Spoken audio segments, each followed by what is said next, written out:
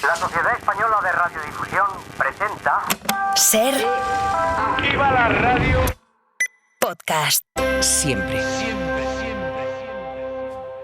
¿De qué habla Héctor Bellerín cuando no habla de fútbol?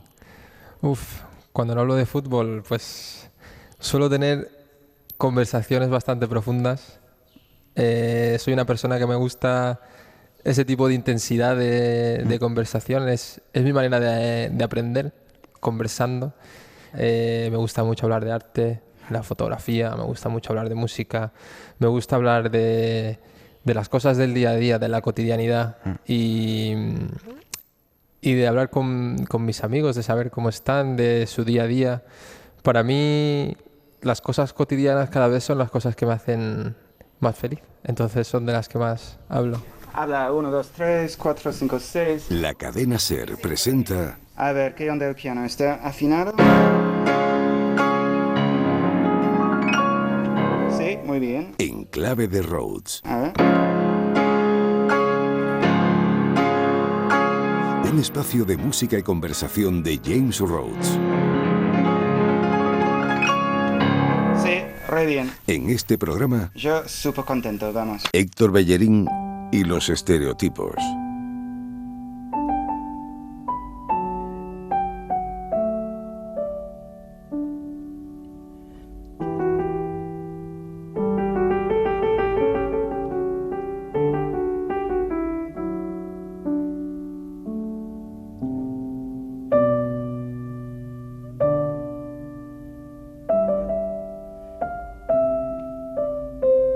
En este momento empieza una hora en la que hacer una pausa, respirar, hablar sobre las cosas más humanas, como dijiste, en profundidad un poquito, las que vienen de dentro, las que ojalá inspiran a otros.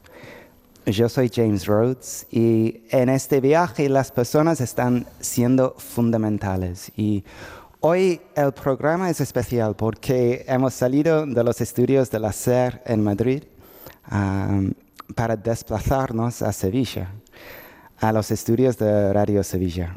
Y estamos en un precioso patio andaluz, muy andaluz, que encima tiene un piano blanco, un azulejo en memoria del gran Jesús Quintero, el loco, una pequeña fuente y una luz maravillosa. Y hablando de luces maravillosas, he venido hasta Sevilla para poder tener un rato de charla con el gran Héctor Bellerín, jugador del Betis. Héctor, ¿qué tal? Muy bien, gracias. Y gracias por invitarme a estar aquí en este precioso lugar. Tío, por favor. Pero antes de empezar, por si hay alguien que no te conoce, vamos a intentar resumir quién es Héctor Bellerín.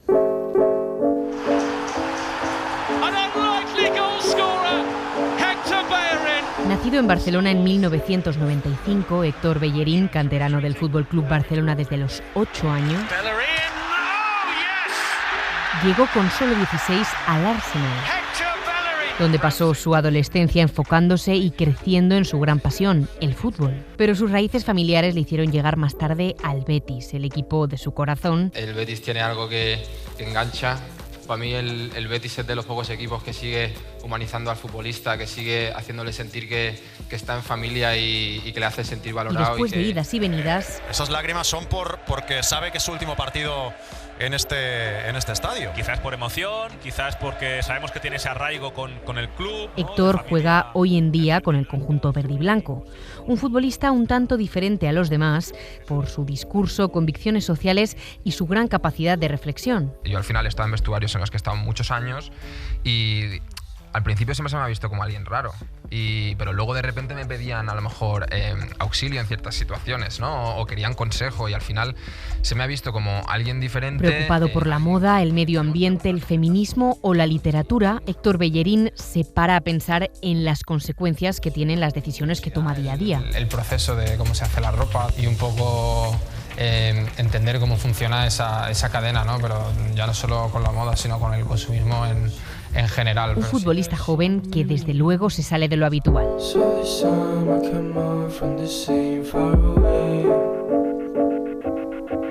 Muy bonito. Además Ralphie Chu el que canta detrás es amigo mío y serio? me encanta. Ay, Sí. tremendo. Pues Pues sí, por que ha eso. sido... Las estrellas se alinean. Se han alineado. Sí, sí. La verdad que hacía mucho tiempo que no escuchaba a los comentaristas ingleses estos que... Hector que Bellerin. Hector Bellerin with the ball. My Sí, favorite. hace mucho tiempo que los escuchaba. Qué recuerdos, qué recuerdos. Gracias por... No, tío, por esa introducción. Tengo que decirte que personalmente para mí es un momento muy especial. Es que soy muy bético, muy. Desde Lo hace, sé. me mudé aquí y estoy un poco enamorado, no solo con el equipo, pero contigo. Me has Gracias. inspirado un montón, uno de mis jugadores favoritos. Muchas gracias. No, nunca me pongo nervioso, pero mira, contigo me siento, es que da igual si es alguien famoso, estoy súper tranquilo, súper chilled out, pero contigo me siento bastante Me como, llega, muchas gracias. bueno, pues canterano del Barça, muchos años jugando en el Arsenal, ahora con el Gran Betis. Sí. Yo he vivido en el norte de Londres, Ujú. muchos años, y conozco a Sevilla, a Barcelona bastante bien. Son las tres muy distintas, ¿no? Muy distintas. ¿Y con qué equipo, o tal vez mejor dicho, con qué cultura te quedas? Para mí, donde estoy ahora, aquí es donde me ha traído la vida y donde más feliz estoy. Cuando vivía en Barcelona, pensaba que nunca iba a salir de allí y me encantaba. Vivía en un pueblo que se llama Calella, que está a unos 50 kilómetros de Barcelona, un pueblo de costa. Y tengo cantidad de amigos allí, mi familia vive allí cerca todavía y es un pueblo precioso donde se vivía de una manera muy tranquila, donde nos aburríamos, que eso es bueno. Y El ritmo es más el ritmo es mucho despacio. más calmado, sí. Sí. Y luego Londres a mí me abrió horizontes, puertas, tiró paredes abajo, Me imagino. todo. Y tuve la suerte de parar en, bueno, el mejor equipo de Londres para mí, ya no solo por lo bien que lo están haciendo este año, sino por la calidad humana y la grandeza del club. Y fui a una ciudad que me acogió también con los brazos abiertos, a la que me adapté muy rápidamente. Y durante muchos años pensé que me quería quedar ahí. Y bueno, al final por casualidades de la vida, ¿no? Brexit, COVID, se juntaron dos cosas ahí bastante grandes que me hicieron replantearme mi vida. Yo en el COVID lo pasé solo en una granja de St. Albans. ¿En serio? Sí, sí, Qué sí. bajón. Sí, pues Pero- la verdad que yo lo pasé, a pesar de la tragedia que llegó a ser en mi burbuja, ¿no? En ese momento sin jugar a fútbol, estaba en la naturaleza, tenía un jardín enorme, salía de mi casa y solo veía árboles fuera de los edificios y del ruido, y me hizo replantearme muchas cosas, ¿no? Sí, qué es lo que de verdad quiero en esta vida y cómo sí. quiero vivirla, ¿no? Y empecé a sentir que las raíces de repente me empezaban a Llamar. tirar. Sí. En casa solo escuchaba Camarón, Lola y Manuel, José Mercé, solo quería comer lentejas, estaba viendo pelis de Almodóvar todo el día, todas las pelis de Luis Tosar. Todo fue como de repente el universo español que yo no había vivido porque me fui con 16 años, ya desde otro punto de vista y otra madurez, de repente me reclamaban. Y el último día de la ventana de fichajes me llama el Betis, Qué bueno. que yo he sido bético desde pequeño por mi padre es un bético loco. Tu abuela también, Mi ¿no? abuela lo era más aún, que en paz descanse, ella era súper bética. Y bueno, era una operación súper complicada, Claro. pero bueno, se consiguió. Y yo llegué a Sevilla y dije, ya está.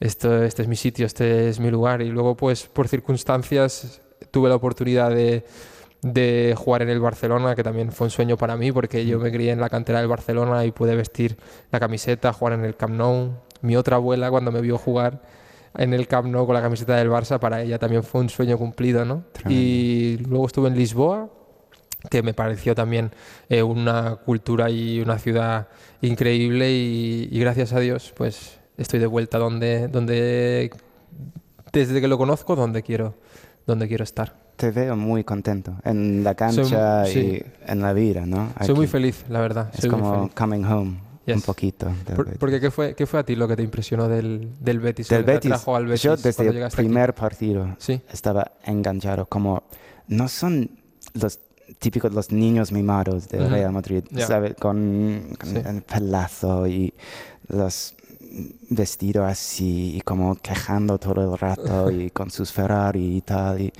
es un poco como David y Goliat aquel entonces. Total. Y son poetas con un balón.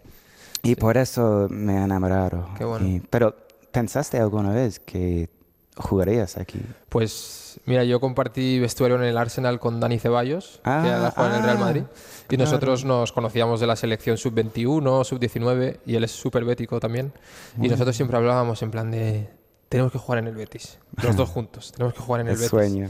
Y era una conversación que teníamos incluso en la segunda fase del COVID, donde ya te podías juntar en casa 2 o 3 personas y tal. Sí. Nosotros quedábamos para ver partidos del Betis y en ese momento yo no sabía que iba a tener la oportunidad de venir, o sea, y lo veíamos con las camisetas del Betis puestas. ¿De quién? ¿De Canales? Yo, de Dani me dejaba las suyas y que él las lindo. tenía de cuando jugaba.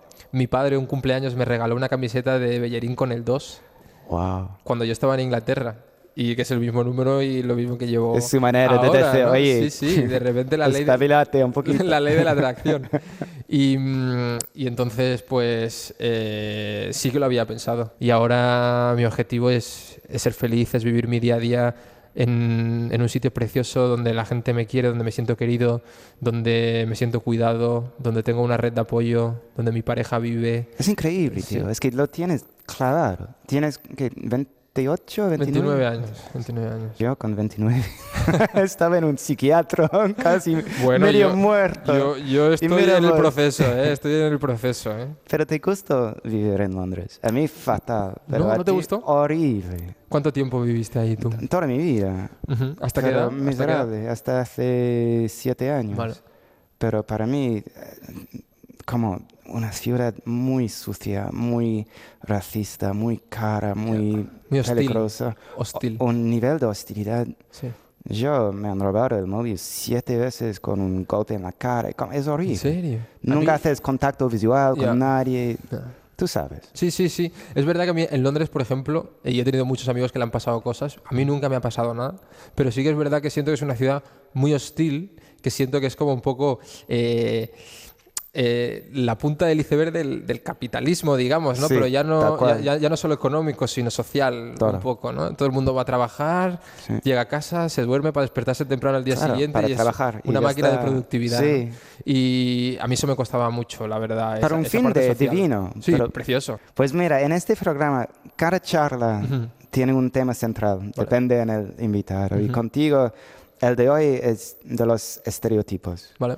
¿Y por qué? Es que, tío, ¿por qué tengo la sensación que eres un futbolista que parece de todo menos futbolista? Pues... Coño, veniste aquí en bici. En bici, sí. Hombre, si en Sevilla la llana. Sí, a ver, he cambiado mucho, a lo largo de mi carrera. Por eso creo que también me gustaba tanto Londres, porque mi mentalidad entonces, con 21 años, con Claro, dinero, era distinto. con lo que entendemos por éxito, ¿no? Era una ciudad que me acogía. Claro. Pero luego con los años fui cambiando, tengo un entorno que me ha arraigado mucho a la tierra y por suerte amigos, relaciones me han hecho volver un poco a lo que era yo más pequeño. Pero ¿no? entorno familiar. Familiar y con mis parejas que he tenido también me han enseñado mucho. Ahora mi pareja actual, Elena, es una persona que nunca se hubiera imaginado con un futbolista, una chica normal que iba a la universidad, trabajadora social, tatuadora, artista. Y cuando nos conocimos y tuvimos ese flechazo, ahí hasta le tiraba para atrás, ¿no? El hecho de que mi vida era muy diferente a ella.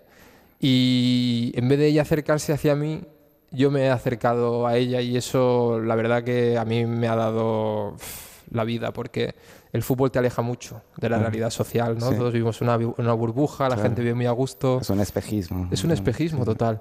Y de repente poder vivir una vida normal o más normal, ¿no? Dentro de las posibilidades de una persona que sale a la calle y igual se tiene que hacer 30 fotos. A nivel emocional también. Sí, pero a nivel emocional, ¿no? El conectar con la realidad, con la gente de tu alrededor, tener esa empatía, esas conversaciones. A mí esa cotidianidad me ha hecho mucho más feliz y en gran parte se lo debo a ella, pero se lo debo también a parejas pasadas, a amigos de ahora, amigos pasados, familias, situaciones. Pero ha sido todo y está siendo todo un proceso. Pues es que en el fútbol parece que o eres un poco bruto y de pocas palabras, o eres un bicho raro, ¿no? Como tú. Sí, un poquito. Yo creo que con el tiempo se van abriendo puertas, pero estamos todavía muy alejados incluso del resto de la sociedad, digamos, ¿no? El fútbol es un deporte muy conservador. El fútbol viene de militares, ¿no? De hace 150 años cuando empezó el fútbol, los equipos eran militares, eran mineros, era el prototipo del hombre rudo, guerrero. Sí, verdadero hombre. Sí, y hasta los 90 no empezó a cambiar, durante 100 años era igual. Pues sí, quería preguntar, es que hablas muy abiertamente tú sobre casi todo, ¿no? El gran problema que tenemos con el cambio climático, el hecho de que eres vegano, incluso el hecho de que no compras ropa nueva. ¿Por qué hay tan pocos futbolistas que no se lanzan a dar mensajes de este tipo a la sociedad? Yo creo que es algo que no se le puede culpar solo al futbolista. El futbolista viene hecho de pequeño para ser un futbolista. Yo jugaba desde los 7 años, juego en la cantera. Como los Barcelona. músicos clásicos, al menos. Sí. A ti te hacen funcional para que tú funciones en un escenario tocando una un piano. máquina. Una máquina para tocar el piano, ¿no? Cual, pero luego la vida tiene muchísimas otras situaciones y muchas otras capas y no estás preparado para ellas. Estás preparado para entrenar todos los días, estás preparado para convivir con tus compañeros, para solucionar problemas que tengas con ellos y para competir al máximo nivel y ser lo más productivo posible, que seas profesional, que comas bien, que duermas bien. Pero no te dejan pensar ni hablar. Claro, un poco te dejan pensar en el campo, ¿no? Pero claro, nada más. Esa expresión luego más personal desaparece, porque al final tú funcionas en el campo, no fuera, ¿no? Y bueno, con el tiempo ahora se habla mucho de gente como tú, ¿no? Habláis mucho de la salud mental, que me parece súper importante, y en el deporte ahora ese es como un tema muy central, ¿no? Enorme, sí. Pero aún sigue habiendo equipos que no tienen los recursos suficientes igual para tener un psicólogo en el equipo, que luego además el fútbol es tanta exposición, ¿no? Que mucha gente dice, suficiente ya me expongo yo cada fin de semana como para tener que exponerme más. Yo gradualmente y de una forma un poco natural y orgánica me fui exponiendo más, y también ha habido muchos momentos de más reclusión, de menos, de saber cuándo exponerme, cuándo no. Yo a día de hoy, por ejemplo, no tengo redes sociales, tengo perfiles, pero yo no veo las redes sociales. Y mi vida ha cambiado completamente. Hombre, claro, ¿cómo completamente. No? Enhorabuena. Para bien, gracias. Pero bueno, la gente que sí vive también en esa realidad paralela, ¿no? Digamos, de las redes sociales, suficiente ya se expone, ¿no? Entonces es muy difícil el estar expuesto por tu trabajo, que te juzguen cada 3, 4 días todo el mundo, y que encima luego tú hables de esas opiniones que encima te van a masacrar más aún, y siendo futbolista lo más seguro es que te traten de tonto, o que no se tomen las cosas en serio, o que dejen de lado tu trabajo para enfocarse en una opinión que has tenido, ¿no? Y que invaliden tu trabajo. Porque a mí me han llegado a decir, es que... Sí, tú no debes hablar de cosas. Claro, o decirme... Juegas al fútbol y ya está. O no ha jugado bien porque está pensando en la ropa, por ejemplo. ¿Te imaginas? Y digo, pero si las 5 horas que tengo en mi casa después de yo de entrenar, puedo hacer lo que yo quiera. Y eso no influye en lo que yo haga. Pero te llegan a invalidar, ¿no? Decía de esta manera. Entonces entiendo por esa parte la dificultad de exponerse. Es que tú sientes solo y frustrado. Sí, en muchos momentos. en muchos momentos. Porque eres casi el único que habla de Sí, cosas así. y bueno, he tenido compañeros como Borja, como Aitor, Borja lo Isco, amo. claro, Sí. y son gente que habla, ¿no? Y que se expresa, pero seguimos siendo muy pocos, y los pocos estamos en el mismo sitio. ¿Has sufrido alguna vez como burlas, risas, vejaciones por salirte de la norma? Muchísimas. En los estadios a mí me han llamado, lo he dicho alguna vez, me han llamado lesbiana por llevar el pelo largo. ¿En serio? O sea, doblemente homófobo, xenófobo lo que estés Tremendo diciendo, ¿no? cómo funciona Claro, el cómo cerebro funciona, de esta pero es que gente. eso me ha pasado. Me pasó en la Premier League. Entonces, bueno, he recibido un montón de críticas por esas cosas, pero yo creo que cuando yo era más joven me exponía mucho más. Además, me gusta mucho la moda y me exponía mucho en la Fashion Week, estas Claro. cosas, ¿no? Entonces, yo pienso que la gente lo recibía mucho como querer llamar la atención. Déjame que haga una cosa, que escuchemos una cosa, por fin. Acabo de aprender una nueva pieza de Rachmaninoff, uno de mis ídolos, que quería tocar para ti, pero como aquí no hay un piano que se pueda tocar, la grabé en el estudio de Madrid.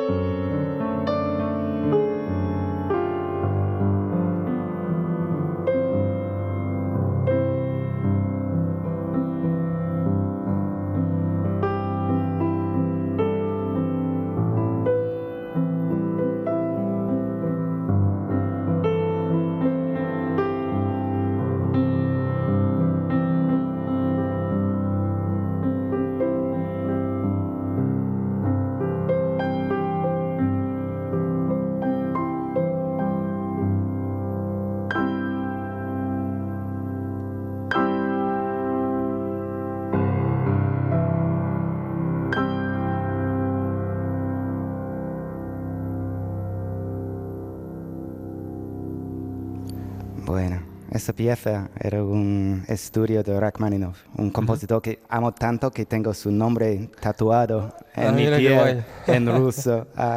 Sus estudios pretendían ser piezas pictóricas. Ay, qué palabra tan bonita, pictórica. Total. Pero Rachmaninoff nos reveló que inspiró cada una, diciendo, dejemos que el oyente pinte por sí mismo lo que más le sugiera. Y para mí es una pieza que nos da unos minutos, ¿no?, para reflexionar, hacer una pausa. Y hay algo sobre lo que me gustaría reflexionar contigo, Héctor, sobre los roles de género. Tú estabas hablando recientemente. Sí. Nuestra manera de ver las cosas es que nosotros hemos querido reflexionar un poquito sobre ello. Y nos hemos acercado a una juguetería para analizar junto con María Gijón, agente y técnica de igualdad de género, cómo romper los moldes de los roles de género con los más pequeños. Ellas son dulces, ellos valientes, ellas cuidan bebés, ellos a sus coches. Este sería el mundo si todo fuera como en la tele. Tengo una princesa en casa y la cuido un montón. Corona y chupete lleva siempre. ¡Huele a princesa! Monta el piloto y prepárate para entrar en acción. Despierta la fuerza con el nuevo... ¡Me encanta tu pelo! Mira, Doti lleva un chaleco, como el tuyo. ¡Lanza los coches! ¡Oh no! ¡El volcán se ha despertado! Desde que nacemos en una sociedad con roles de género, todo lo que nos rodea nos dice cómo debemos comportarnos, con qué debemos jugar. Cuando un niño o una niña entra con sus padres a una juguetería y va señalando aquella muñeca o ese coche, no lo hace porque sí. Hemos quedado en la puerta de la juguetería El Rey Mago en Madrid con María Gijón, una experta que nos va a enseñar a ver los juguetes con otros ojos. En los animales y en las personas, solo los personajes femeninos llevan pestañas. Los personajes femeninos casi todos van vestidos de rosa o llevan lacito o colores pastel o princesas, ¿no? Si nos vamos un poquito más para allá, por ejemplo, es muy curioso el peluche del puño de Hulk, que sabemos todo el mundo que es verde y fuerte, pues hay otro puño en rosa y morado. El rosa, ese color que se convierte en maldito para los niños. Hay muchísimos niños a los que les encanta el rosa, hasta los 4, 5, máximo 6 años, la etapa infantil. A primaria casi ningún niño o solo pasa el niño que tiene ya una personalidad mucho más fuerte. Y es que todo en una tienda de juguetes está enfocado a la división, a esto es para ellos y esto para ellas. Tenemos a un lado toda la parte dirigida al público masculino, a los niños, que son las pistolas, los coches, toda la parte de acción, de superhéroes, construcciones, las caras de los muñecos están enfadadas o están en posición de acción, de ir a correr, de salvar el mundo. Y sin embargo en este lado empezamos a ver los productos dirigidos a niñas en las que las caras son sonrientes, siempre están felices, contentas, agradando al mundo. Todos tenemos en la cabeza juguetes para cocinar en los que aparecen fotos de niñas y juguetes para luchar en los que salen niños,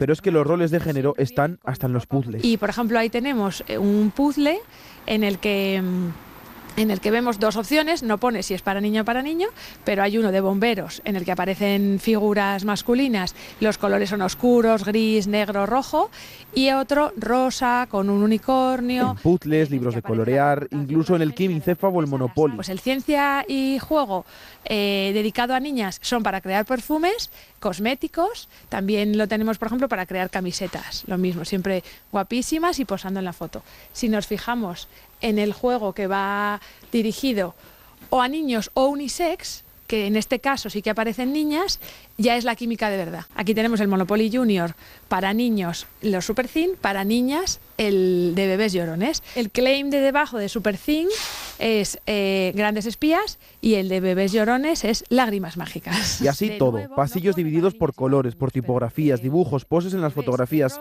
Pero, ¿qué podemos hacer? Sobre todo, educar. Hacer este ejercicio con niñas y niños de primaria como actividad de clase sería muy interesante. Es una forma también de fomentar su espíritu crítico y que vayan siendo conscientes de los inputs que les llegan, ¿no? Y de por qué al final no están eligiendo de una forma libre desde muy pequeñas. Educar para que ellos puedan ir de rosa a jugar a las cocinitas o con la Barbie y ellas hagan correr a los coches y sueñen con ser princesas si quieren, pero también bomberas, científicas o futbolistas.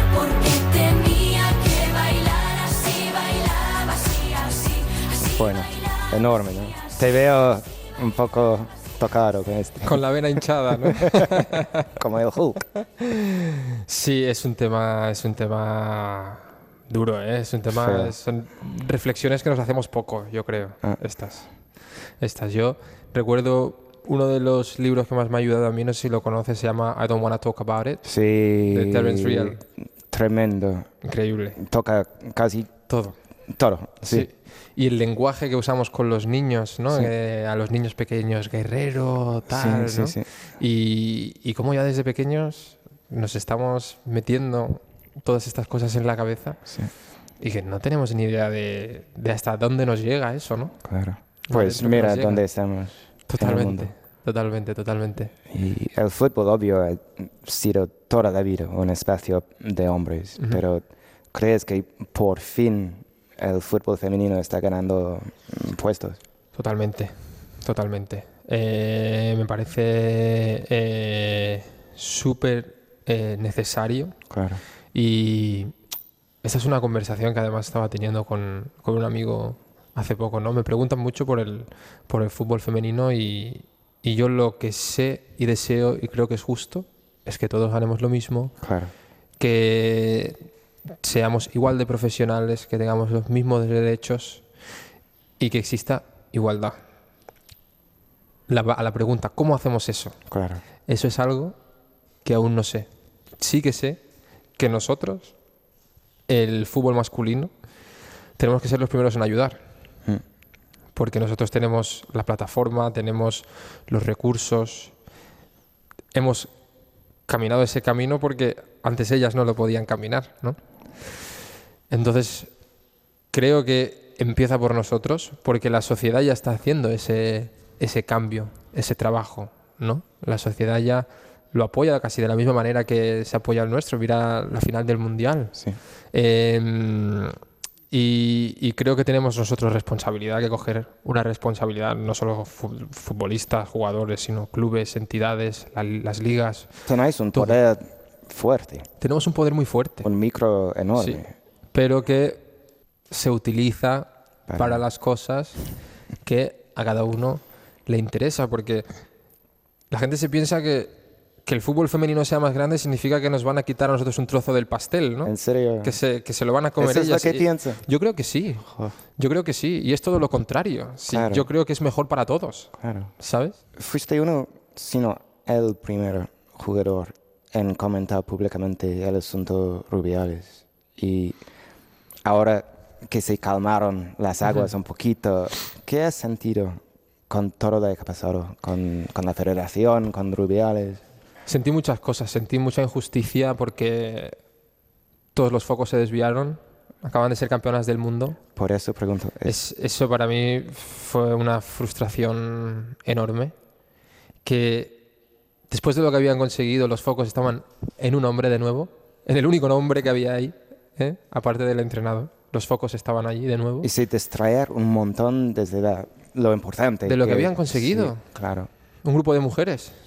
¿Y tú lo has comentado con compañeros? ¿Estáis toda una o hay algunos seguro que piensan que lo que ha pasado no ha sido para tanto? Yo creo que muchos de mis compañeros con los que yo tuve conversaciones cuando pasó piensan totalmente diferente ahora.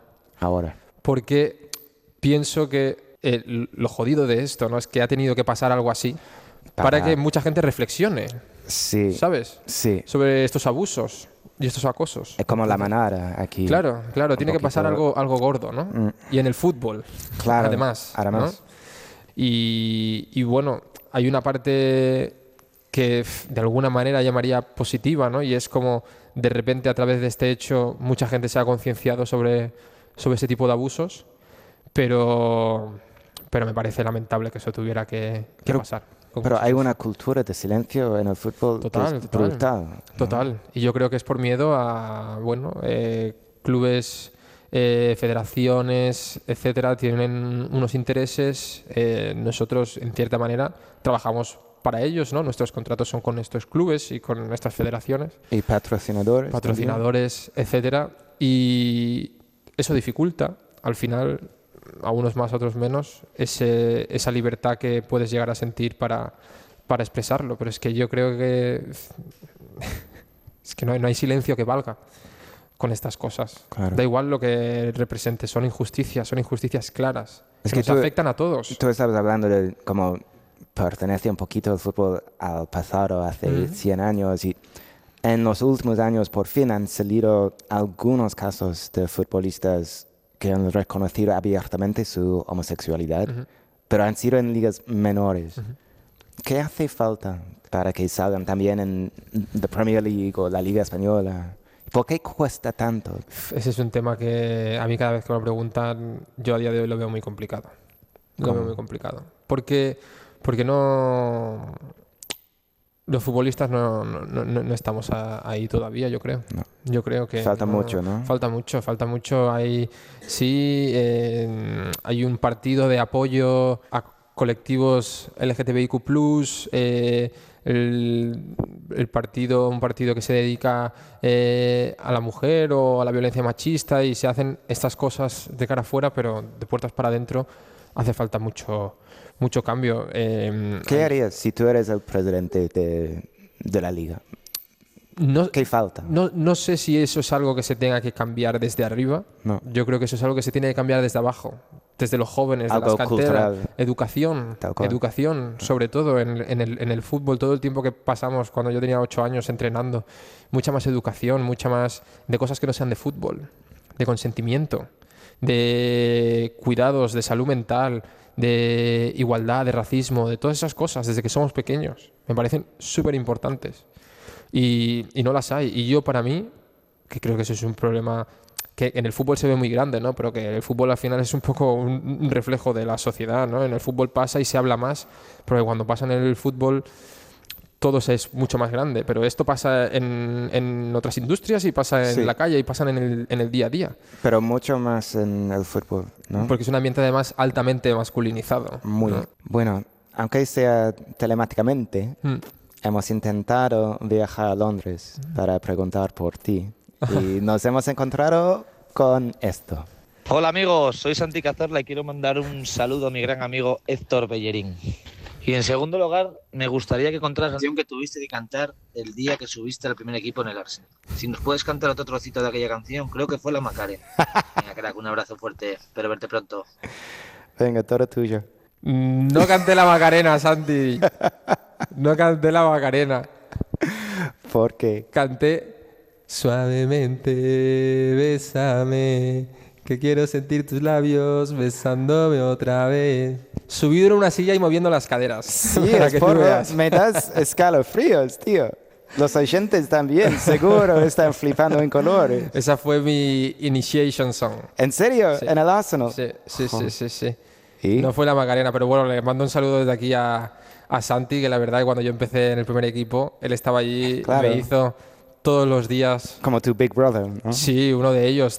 Él, Mikel Arteta, Nacho Monreal, me cuidaron como el que más y bueno, días más oscuros que habían en esas épocas, ¿no? Eres joven, no juegas, etcétera, me los llenaron de alegría y bueno, a Santi lo conoce todo el mundo y nada, de aquí le mando un saludo y un abrazo fuerte, gracias por esas palabras. Los echas de menos, ¿no? Sí. Lo veo. Echo de menos, al final lo que uno echa de menos en el fútbol cuando cambia de equipo y todo eso, es el día a día. Los jugadores cuando se retiran lo que echan de menos es el día a día y yo los momentos que he compartido con ellos en el vestuario, cenando juntos con nuestras familias, las partidas de cartas que jugábamos al mus. ¿Fuiste a Nando's en Londres? Hombre, sí, iba a Nando's. Mientras no era vegano me pasaba ahí las tardes. Between Nando's and Cineworld. Bueno, y jugando snooker. ¿En serio? Tenía un break de 57. ¿Solo 57? Solo 57. Mira, estás orgulloso. Yo 130 y algo. ¿Qué dices? Sí, te lo juro. Pero eso te limpias la mesa. Sí, no, casi. 147 sería el sueño. Pero para mí, un español que lleva ahí 2 años... Eso es impresionante. De 57 está muy bien. Oye, una pregunta personal, porque siempre he tenido curiosidad por saber por qué elegiste lateral o defensor y no delantero. Eso habla mucho de tu humildad. Bueno, pues, lo eligieron por mí un poco, ¿eh? ¿Quién? Pues mira, yo en el Barcelona jugaba de extremo. Era delantero por la derecha. ¿Extremo derecha? Extremo derecha, sí. Extremo derecha. Me pusieron unos años en la izquierda y ahí entendí que ahí estaba mejor. Y justo mi vida está llena de momentos de suerte. Sí. Y todo el mundo se me dice, no, has trabajado muchísimo. Yo sí, he trabajado muchísimo, pero he tenido muchísima suerte. Cuando jugaba en el Barcelona, con 16 años, el partido más difícil del año era solo 2, que era el partido contra el Español, porque jugamos a nivel de Cataluña, entonces el único otro equipo profesional era el Español. Y en el partido contra el Español se habían lesionado los otros 2 laterales derechos y tuve que jugar yo de lateral. Y en ese partido había un ojeador del Arsenal, que se llama Francisca Gigao, que además él fue el que llevó a Cesc Fábregas, José Antonio Reyes, tiene buen ojo, ¿no? Sí, Fran Mérida. Y él decía, ¿quién es este chico? Que yo nunca lo he visto, este es nuevo. Y decían, no, es el extremo que estaba antes, ahora juega de lateral. Y él me llamó y me dijo, tú eres un extremo de segunda B y un lateral de Champions. ¿En serio? Me dijo. Y luego cuando jugué la Champions con el Arsenal años después... Se es re emocionado. Sí, me lo dijo. Me dice, acuérdate lo que te dije. Dije, tú eres un lateral de Champions. Y pues bueno, cuando llegué al Arsenal, yo esa temporada, aparte de ese partido, había jugado de extremo. Y en el Arsenal me dijeron, venga, lateral. Y tuve la suerte de que mi entrenador era Steve Bold, que fue un lateral y un central histórico del Arsenal. Y él puso mucho de su parte porque yo aprendiera mucho a defender, porque yo atacaba, pero defendía, bueno, yo defendiendo era, no sé. Y se pasaba horas conmigo. Además, Steve, en cada frase, la palabra fuck la podría decir igual 4 veces. ¿En serio? Fucking head the fucking boy, you fucking... Así, ¿sabes? Y... Eso es la C, no es el BBC. Se puede decir lo que quieres. Lo siento. Es buenísimo. Pero era así, ¿no? Pero luego un hombre tierno, un hombre cálido, un hombre que te ponía el brazo en el hombro y te acogía. Y él para mí fue un gran mentor. Y luego cuando yo llegué al primer equipo, Arsène Wenger lo acogió como segundo entrenador. Sí. Y entonces hemos vivido muchos momentos juntos y él ha sido el que al final me enseñó a defender y el que hizo que me llegara a gustar. De Wenger tengo que decir que es la primera persona que me hizo relacionar el fútbol con el arte. ¿Cómo? Bueno, que el fútbol era arte, ¿no? Que había movimiento, había expresión, había fluidez. Conceptualmente son iguales. Conceptualmente son lo mismo. Sí. Y él era un entrenador que te dejaba mucho fluir. Hay entrenadores que son más tácticos, más tú tienes que estar aquí, tú ahí. Él te dejaba que tú fluyeras porque él te decía que si tú estabas ahí, tú sabías jugar a fútbol. Entonces tú sabías lo que requería esa situación. Y él lo que buscaba era el duende. Claro, el duende. Él buscaba darte la plataforma y la seguridad para que tú pudieras ejercer tu arte. Pero eso es lo que tiene el Betis. Me preguntaste que el Betis tiene el duende. Tiene esta poesía, ¿no? Sí. Y ahora es como full circle. Full circle, total. Ay, total. Me da algo. Tengo algo en mi ojo. ¿A qué otra profesión te hubiera gustado dedicarte si no hubiera sido el fútbol? Es que yo puedo imaginar un montón de cosas. Es que en diferentes momentos de mi vida te hubiera contestado cosas en opuestos totalmente... en lugares totalmente opuestos. Cuando me iba a ir a Inglaterra, que tenía que...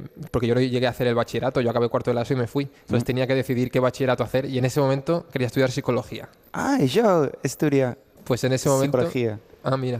Pues sí. En ese momento eso con una ironía tremenda. Tremenda. Para que tú veas. Pero siempre hay algo ahí, ¿no? Hay una voz que te llama, ¿no? En plan de que te dice, igual esto aquí tienes que... Yo te veo como un loquero, un poquito. No lo sé. A día de hoy estoy segurísimo que estaría más cerca del arte que de la psicología. ¿Fotógrafo? Fotografía me encanta, me gusta la moda. Llevo haciendo un proyecto de moda durante 3 años y medio, de moda responsable, que tenemos allí en Barcelona, y estamos creando ropa con sistemas para evitar el consumismo de usar y tirar. Estamos haciendo ropa hecha con manos responsables, hecha en la península ibérica, con materiales reciclados, dead stock, ¿sabes? Materiales que no se han usado y van a tirar o van a quemar, etcétera. Con opciones de que la ropa la puedas llevar, una misma chaqueta la puedes llevar igual de 15 maneras diferentes, porque como la moda cambia y es cíclica, que la puedas adaptar. Queremos enfocarnos mucho en el consumismo, ¿no? Y en el que la ropa vale mucho, ha pasado por muchas manos, es un proceso súper grande, y que una camiseta que esté hecha en Bangladesh te cueste 2 euros, eso significa que alguien ahí en el medio no ha recibido nada, ¿sabes? Entonces queremos dar luz a eso. Además está inspirada en la cultura española, en vestimentas de pastores, de trabajos, de vestimentas funcionales e incluso de fiestas tradicionales de España. Qué bueno. Y queremos pues internacionalizar un poquito eso, y nada, en un par de semanas estará ya Brand España. Sí, Ole. sí. Mira, una pausa musical. Quiero que escuchamos un par de minutos de Mozart, que para mí era el puto amo. Mozart. No hay nadie mejor. Puedes quedar con tu Bach, con tu Serrat, con tu Sabina, con tu Beethoven. Mozart era el hombre. Okay. Y este es el Dies Irae de su Requiem, que traduce como Día de Ira, que resume un poquito el mundo en este momento para mí.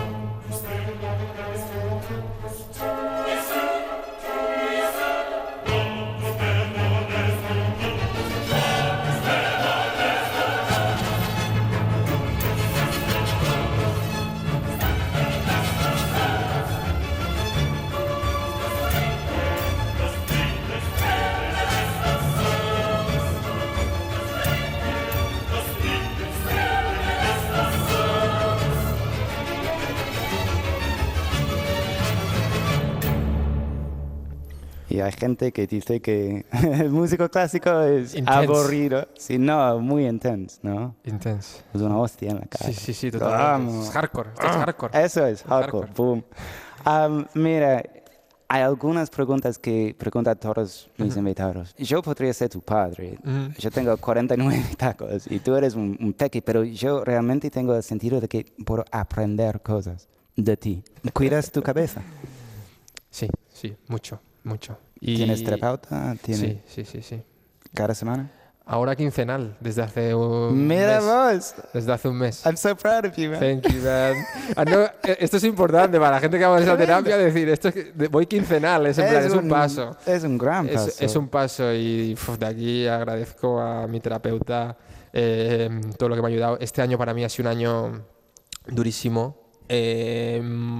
porque el ser más consciente de todo lo que tienes a tu entorno y de estar más presente, de repente hay cosas que no te habías dado cuenta de tu entorno, de ti mismo, y tienes que volver como a aprenderlas, ¿no? O volver a darte cuenta de las cosas otra vez. Y para mí está siendo complicado, pero estoy súper agradecido. Me siento en un espacio mental mucho más fuerte y mucho más sereno. Pero para mí, yo era una persona de picos. El fútbol al final son picos. Eso, ganas o pierdes. Cuando ganas lo celebras por todo lo alto. Cuando pierdes y te con cierras en tu Betis casa. más que cualquier... La cantidad de jamocucos me han dado el Betis. Total. Y el vivir un poquito más llano, ¿no? Me ha dado mucha tranquilidad. Así que el trabajo de este año, que ha sido muy difícil a nivel psicológico, pero paid off. Sí, It's paying off. parece. Bueno, a mí me encanta pasar tiempo a solas, pero también sé que puedo aislarme demasiado, como encadenado en el piano, volviéndome totalmente loco. ¿Te pasa? Me pasa, pero siento que soy una persona muy social y me gusta mucho. Además, Sevilla es el lugar perfecto para eso. pero también necesito mi espacio y sobre todo ese espacio para crear, ¿no? Yo creo que ese silencio para crear a mí me gusta mucho escribir, me gusta hacer fotografías, me gusta tener ideas, sentarme, apuntarlas, poner en movimiento, ¿no? La rueda de mi cabeza y creo que para eso también necesitas un poco de reclusión, ¿no? Pero no sientes como pulpo en garaje, eres muy social, ¿te gusta la gente? Sí que me gusta la gente, sí, es una parte de mí que... ¿No eres tímido? Sí que soy tímido, soy más tímido de lo que me pensaba, sí, soy más tímido de lo que me pensaba, pero cuando tengo confianza me llena de energía el juntarme con gente y me llenan de energía estas cosas, de verdad, estas conversaciones de tú a tú. Yo salgo de aquí renovado y cuando hago esto con mis amigos, con mi familia, para mí es un subidón en gasolina. Sí. ¿Qué te hace reír? ¿Qué me hace reír? Joaquín. ¿Qué me hace reír? Me hacen reír muchas cosas, la verdad, pero me hace reír las historias del día a día con mis amigos. Es que si me imagino riéndome de verdad, estoy sentado en un bar tomándome una cerveza con 2 amigos, con 3 amigos, con aquí mi amiga, que hace poco estuvimos juntos y esos momentos es que se me pasan las horas volando, los disfruto muchísimo y son donde más me río, la verdad. Qué lindo. Casi estamos. Quiero saber si pudieras elegir una pieza, cualquier genre, whatever, para un momento clave de tu vida. No sé, tu boda, tu amante. La tengo clarísima. Venga, ¿cuál sería? In a Sentimental Mood. John Coltrane. Eres de jazz. Yes. Mira vos. In a Sentimental Mood by John Coltrane.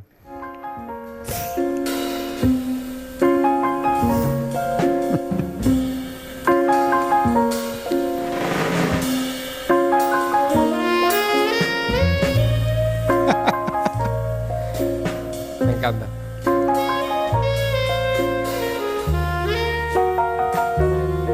Nunca he oído. ¿No? Nunca. Gracias. Nada. El álbum, el vinilo de John Coltrane es una pasada, me encanta. ¿Tocas algo? No, lo he intentado, pero no tengo esa disciplina para aprender. Nunca he tocado de pequeño. No te creo. El mejor lateral del mundo tío, no tiene la disciplina de... No sabes lo que me encantaría. O sea, yo veo a la gente tocar música, sobre todo cuando la gente toca música con otra persona y ves esa conexión y yo de repente veo que se miran y se ríen como diciendo, claro, la hemos clavado. Yo eso le tengo una envidia sana de decir, ojalá sentir lo que están sintiendo estas dos personas yo unidas. Te doy clases de piano gratis cuando quieres, te lo juro. Muchas gracias.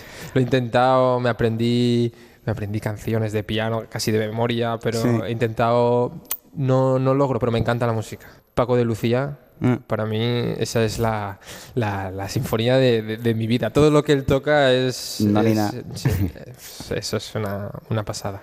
Pero sí, esta canción siempre ha sido de mis favoritas. Qué lindo. Y sí. Bueno, última pregunta. Dime. ¿Quién es la persona que más te ha inspirado en la vida? ¿Y en qué te inspira? Pues muy difícil de decir. Mis padres para mí me inspiran muchísimo. Con mi madre a día de hoy tenemos una relación muy linda porque yo en este proceso, ¿no?, psicológico a veces es complicado que te acompañe, ¿no?, tu entorno, y yo he tenido mucha suerte con eso y mi madre con 55 años querer adentrarse también ahí contigo, ¿no? Y darse cuenta de lo importante que es el sanar, ¿no? Pero bueno, ellos siguen siendo mis héroes. Deben ser muy, pero muy orgullosos de ti. Pues Héctor Bellerín, gracias por venir a compartir conmigo este ratito de radio. Muchas gracias a ti. Ha sido un placer, de verdad. Igualmente. Inolvidable. Muchas gracias.